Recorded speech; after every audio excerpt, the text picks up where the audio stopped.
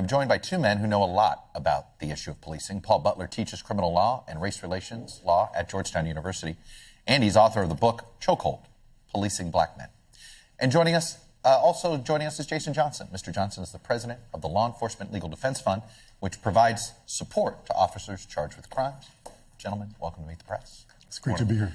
I want to try to unpack the incident itself and what the police could have done differently. We put up the definition of de-escalation from the National Consensus of Policy and Discussion paper on use of force from 2020. And the definition is this: an attempt to stabilize the situation and reduce the immediacy of the threat so that more time, options, and resources can be called upon to resolve the situation without the use of force or with a reduction in the force necessary. Jason, let me start with you. What we saw there with Thomas Webster, did he follow this definition? Not in my opinion. No, he did not. But I think it's important to remember that, de-escalation is just words on a page unless we train our police officers how to de-escalate. It's not a skill that we're necessarily born with. We had to be trained how to do it. As far as I know, Officer Webster had never been trained how to do it. Did he employ those tactics? No. Were they appropriate to the situation? I'm not sure, but they certainly were not used. Paul, first, it's without, my goodness, it's a good thing we had body camera footage. So at least we're able to at least have some idea of what the truth is. What are some ways, you've dealt with a lot of these cases, what are some ways that the Officer Webster could have handled this differently? So, Chuck, every year the police arrest about 10 million people, and not one of those 10 million people feels like getting arrested that day. So de-escalation is about common sense ways of reducing the trauma and stress of an encounter with the police so that it doesn't end in a tragedy like what happened to Anton Black. So in this situation, keep in mind, Mr. Black had not committed a crime. We heard the couple called, he's roughhousing with a friend. We know that this is something that when people see African-American young men playing around, they're more likely to think of it as a crime than if it's someone else. But what de-escalation in this context means is looking at the situation, how do you talk to people? Do you communicate respect with your tone, with your voices?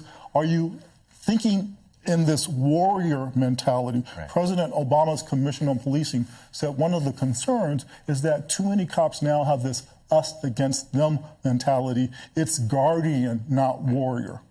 Jason, explain the decision by the officers to pursue him when he fled. So the information that the officer receives is that, we heard the 911 tape, it's that there's a younger boy who is in a headlock. The officer responds in good faith, assuming that that's true. He makes some observations that tend to confirm that. His interaction with Anton Black doesn't dispel that, and Anton Black leaves. He gathers enough information to understand that perhaps Anton Black is suffering from a mental health emergency. He seems to, Officer Webster seems to understand that. And so he has no idea where Anton Black is going, whether he could harm himself, harm other people. He has a duty to follow up on that, in my opinion, and that's what he does. I heard what Professor Butler said. I do believe that the officer was respectful in his initial encounter with Anton Black. I don't think he came across as authoritarian or mean at all. I think he was respectful. And so I think the reason for following him is he has a duty to do that. So you believe do you believe he should have followed him? Do you believe that there was enough cause for the follow-up, for the decision to pursue? So. Again, he responded to a concern that this child was being hurt maybe, and he learns that, no, they're friends, kids just playing around. At that point, the criminal law enforcement interest was over. Still, the officer elects to seize Mr. Black, to try to put him in handcuffs. And what does Anton say? He says, "I love you," and then he runs away.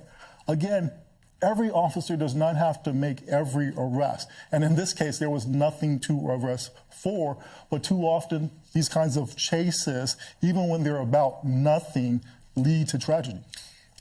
Let's talk about the next confrontation, Jason, which was he sees that he's in the car, and the baton to the window. There doesn't seem to be any justification for that, but I'm just curious what you would say or what his defense is. Yeah, so I would say that is the part of this incident, if you watch the videotape, that's the part that sort of hit me as the most likely that, look, if people are going to have questions about this, they're going to know why did he do that. My response to that is, Police officers are human beings, okay? They're not perfect. In this case, I don't believe Officer Webster had been trained in any of the de-escalation policies. I think what he was intending to do is to reduce or eliminate the risk that he doesn't know. First of all, he doesn't know Anton Black, as far as I know. He doesn't know that's his house. He doesn't know that's his car, as far as I know. He wants to eliminate the risk that Anton Black, he doesn't know if he has a weapon or doesn't have a weapon. He doesn't know if he wants to harm himself or not. And, when there's an opportunity, if his intention is to seize Anton Black, that seems to be his intention, and we can argue about what the propriety of that. If that is his intention, why not do it when you have the opportunity immediately? We'd be talking about this in a much different light. Might not be talking about it at all if Anton Black is safely placed in handcuffs at that point and taken to a hospital. And looking at this in a light most favorable to what Officer Webster's intentions were, as I'm sort of inclined to do, that I believe was his intention. But then there was also the tasing. I guess the question is, looking at a layperson, Paul, is what was the rush? Why not let him sit in the car for half an hour and cool off? I mean, I like that could have. It just seemed like what was wrong with just sort of stepping back? That would have been the best police practice. It's true that police officers are human beings, but they're human beings who are licensed to kill. And in this context, you have to wonder about how much of a difference Anton Black's mental illness made. So we know that sometimes police officers buy into this stereotype that people who are mentally ill are more dangerous or more likely to commit violent crimes. And all of the data tells us that that's not true.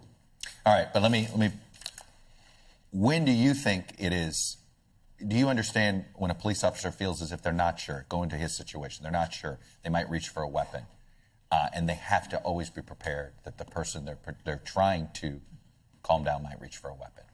How should they be handling that situation in your view? So the legal standard is if an officer reasonably believes that she's about to be killed or that the suspect is about to harm somebody else, then she can use deadly force. If that's not the situation, and there's no reason that the officer in this case would have any practical reason to be concerned about Mr. Black, then the officer isn't entitled. A federal judge in the civil settlement in this case said that a reasonable jury could find that the cop used excessive force. Jason, is there any part of the tasing that is defensible in your view? Well, first of all, I'll just say this was not a use of deadly force. Using a taser is not deadly force. In fact, it's used to prevent some future need to use deadly force. Ideally, it stops there. Again, in my earlier remarks, I believe, looking at again in a late most favorable to Officer Webster, I believe that's what he was trying to do, is end it right there, and the taser was an extension of that. Again, if the taser and what exactly? Well, his design was to place Anton Black in custody. And again, we could debate whether that was proper or not, but that was his. I would say it was. That was his objective, to get Anton Black in custody.